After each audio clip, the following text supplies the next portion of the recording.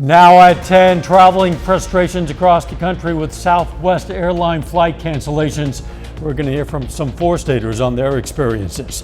Plus, a Southeast Kansas boutique returns from the holidays with an unwanted and wet surprise. And Neosho faces Cassville in the first round of the Neosho Holiday Classic. We have the highlights. The four states' most watched news starts now. The KBI and Neosho County, Kansas Sheriff's Office have arrested a suspect for the death of a Chanute, Kansas woman. This is KOAM News at 10. I'm Dow Quick. Authorities tonight served a warrant against 37-year-old Joseph DeLuca for the second-degree murder of 46-year-old Elena Espria. In a previous release, the KBI stated DeLuca was Espria's boyfriend. On December 6th, authorities conducted a welfare check at a house in Chanute, where they found Espria's body in a field next to the house. DeLuca was arrested in Fayetteville, North Carolina, where he was already in jail on unrelated charges. Another day of frustration for stranded travelers across our country. It's been a travel nightmare for passengers flying Southwest Airlines.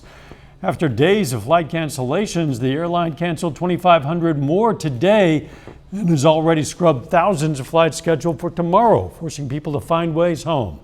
Some four-staters who are out of town have been unable to get back to the four states because of the cancellations. KOAM Shagun Bamadelli has more. Snowstorms, canceled flights, and changed flight tickets.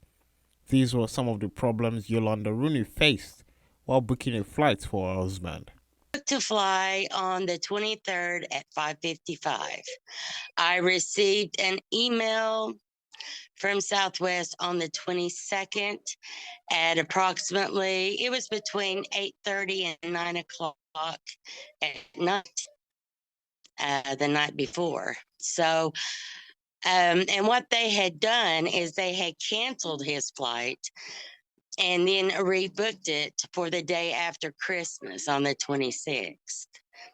And that defeated our purpose of him even flying home. The Miami local says despite booking several flights, she ultimately had to cancel. Received another email on the 23rd that afternoon, and they had canceled his second flight. And they had rescheduled it on the 27th. And see, his return date was the 28th.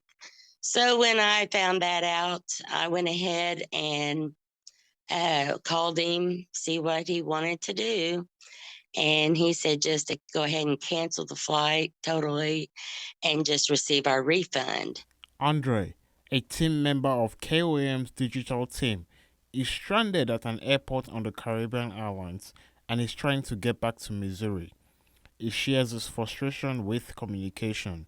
It was super frustrating for sure because we were going to talk to people that were running the desks and stuff, and they would say something different every 15 minutes or so. And the fact that the people running the gates, the people flying the planes, they didn't even know what was going on. It was definitely super frustrating. And Rooney shares that getting your money back from the cancelled flights is no easy task. With the kind of flight that we had, Southwest does not refund the money back into your bank account. They keep the funds in an account somewhere in Southwest for you to use for future flights.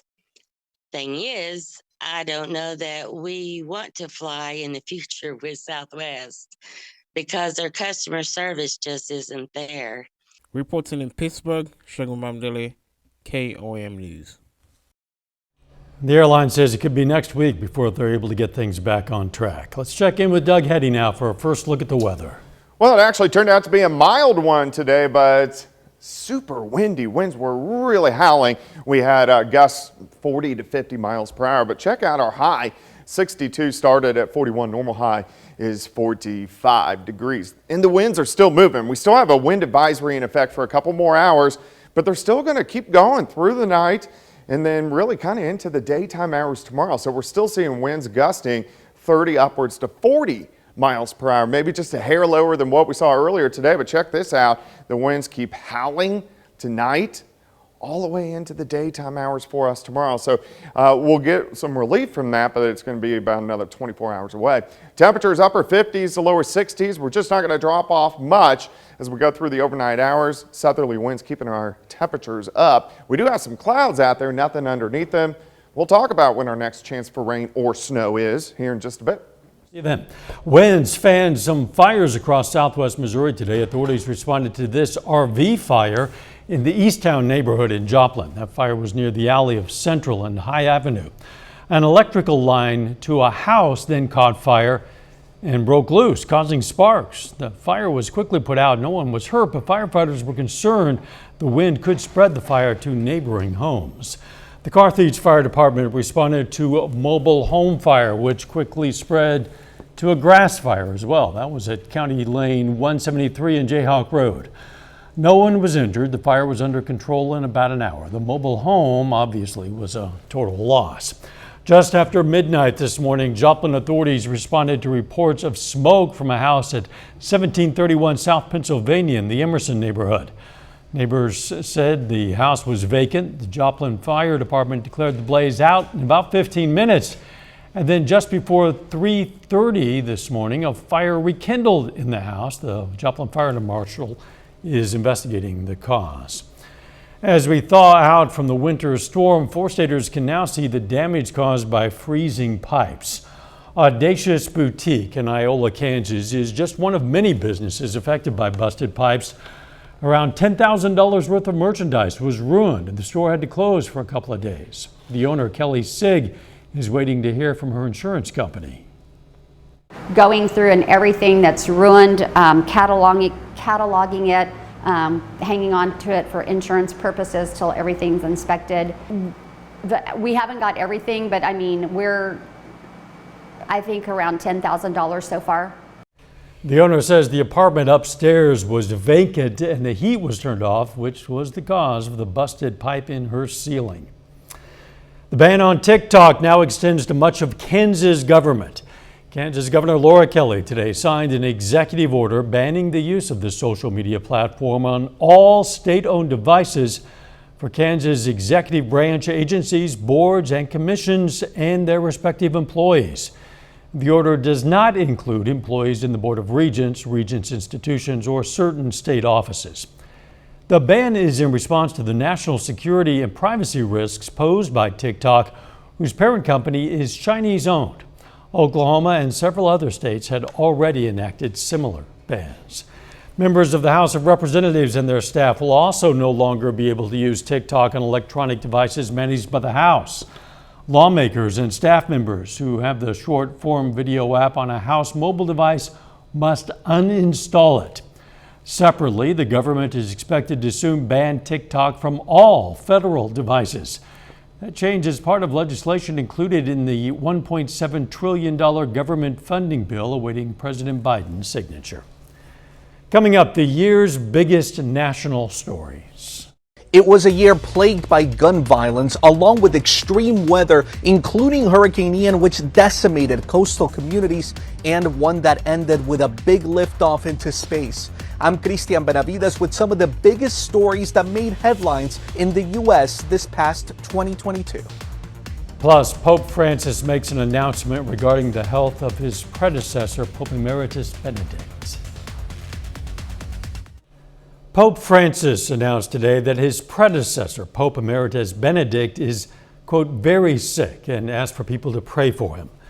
The Vatican followed with a statement saying the former Pope's health had worsened in recent hours. Benedict, now 95, was the first Pope to retire in 600 years. The U.S. saw devastating hurricanes and growing gun violence this past year, along with dollar signs and distances that are almost incomprehensible. Cristian Benavides looks back at the biggest stories of 2022. Gun violence plagued America in 2022. In Uvalde, Texas, he's inside the school shooting at the kids. 19 students and 2 teachers were killed at Robb Elementary School. Police faced outrage for waiting more than 70 minutes to engage the shooter. Authorities say racism was behind the supermarket shooting in a predominantly black Buffalo, New York neighborhood. A gunman opened fire on an Independence Day parade in Illinois, an LGBTQ nightclub in Colorado Springs, and a Walmart in Chesapeake, Virginia. Migrant encounters at the southern border climbed to nearly 2.4 million, a new yearly record. Migrants themselves became political pawns, bused to northern cities from Texas and Florida. Category 4 Ian was the deadliest hurricane to strike Florida since 1935 and could be the state's costliest, with damage estimates as high as $84 billion. Nicole tore through just 6 weeks later, destroying already compromised structures. Flooding plunged Mississippi's capital city into a water crisis, leaving nearly 200,000 Jackson residents without clean drinking water. Somebody needs to be trying to hurry up and solve this problem. Extreme weather made for the third hottest summer on record in the U.S.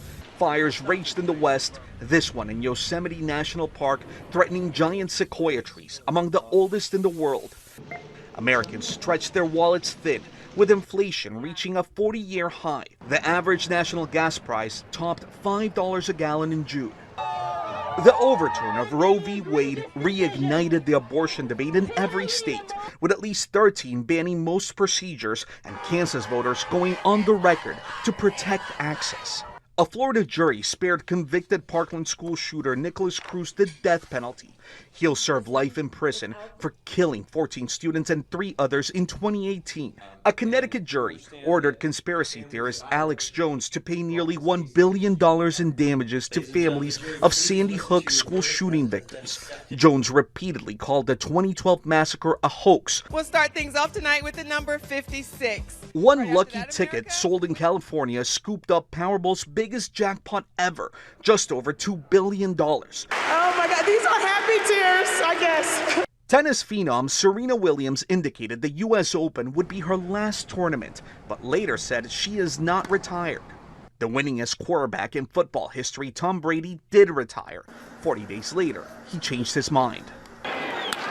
New York Yankee slugger Aaron Judge became the home run king of the American League. And liftoff of Artemis 1. NASA's most powerful moon rocket, Artemis, finally blasted off after months of delays. A first step in returning astronauts to the moon. Christian Benavides, CBS News. Now, an outbreak of Mpox, a new nationwide health hotline, and babies getting the COVID vaccine. We're going to look back at some of the year's top health stories tomorrow evening on KOAM News at 5.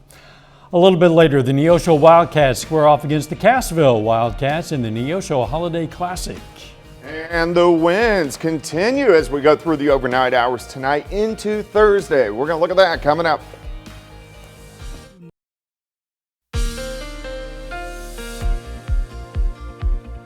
Well, it definitely turned out to be a mild one for us today. Temperatures actually fantastic as we went into lower 60s. Now, it was a little bit on the breezy side. It was windy. We had winds gusting nearly 50 miles per hour at times throughout the afternoon.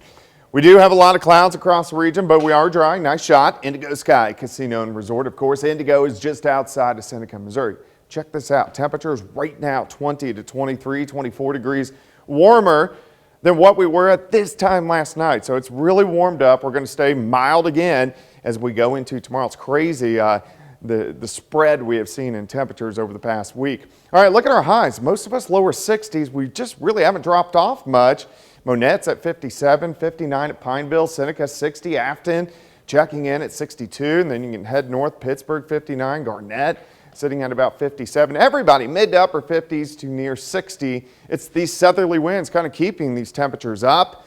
Still winds 20 to 25, gusts higher than that. We're getting gusts still kind of in that 30 upwards to 40 mile per hour range, especially you can see over the past hour or so. So it's going to stay windy as we go through the overnight hours. 7th range line looks good across the region, still sitting at 60. We hang upper 50s through most of the night. It really just doesn't drop off much, so it's going to feel about the same as it does right now during the morning hours. Pretty thick clouds, nothing underneath them. We're going to stay dry. This is kind of the beginnings of this next storm system. You can see the rain up through parts of Nebraska, snow in parts of Colorado, but this is mainly going to stay to our north. And the reason why, even though it is a fairly strong system, big area of low pressure out across parts of Colorado, but it shoots into parts of Minnesota, so it keeps most of the moisture to our north. So all we get are the winds, the clouds, and then eventually a cold front that rolls through tomorrow evening. All right, let's step through time through the overnight hours, hang into the upper 50s. Still a lot of clouds tomorrow. We get lower 60s by noon, kind of lower 60s during the afternoon. We'll drop in the upper 50s on the Kansas side. So here's 4 p.m. Watch what happens through the evening. Look at the winds. They switch out of the northwest. So a weak cold front, so this cools us back down. So by Friday morning, we're sitting mainly into the mid-30s. Now, as we go into Friday afternoon, we rebound lower 50s, a little bit closer to where we should be for this time of the year. But the winds are still going to be strong, even all the way into tomorrow afternoon. Winds gusting 30, maybe upwards of 35. But once that front sinks in, then they start to die off, which is definitely good news. All right, 7 a.m., 58, 63 by noon, high 64. We'll drop back to 60 during the afternoon. But let's go down the road. Let's look at our next bigger storm system. So here's New Year's Day. We're into lower 60s. It looks pretty good. But by Monday, showers, even thunderstorms start to spread in by Monday afternoon. And some of those could be on the strong side, so we'll have to keep our eyes on that. 53 Friday, 59 Saturday, 63 on Sunday, thunderstorm 64 on Monday. A little bit cooler next week, still overall not looking too bad. A lot warmer than maybe 4 or 5 days ago. It's amazing the bounce that we've had over the course of less than a week. It really is. Thanks, Doug. Danny, and now the Jayhawks make their first bowl appearance since 2008. Kansas faces Arkansas. We'll have those highlights coming up. And Neosho looks for its 6th straight win tonight against Cassville. That and more next.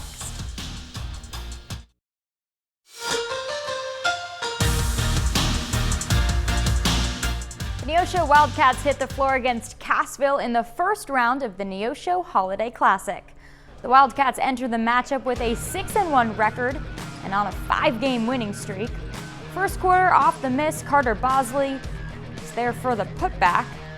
Then as time expires, Cale Smith sinks one from the top of the key. Wildcats lead after 1.